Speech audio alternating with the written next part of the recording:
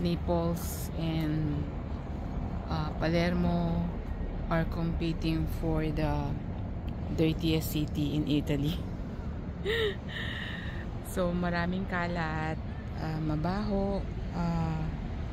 There are some areas that are quite dingy, and so we have to be careful because Napoli is known for some pickpocketing, etc. There are mafia, some so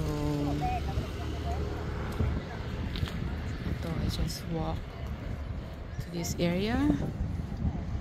That is the castle, and back there's a church.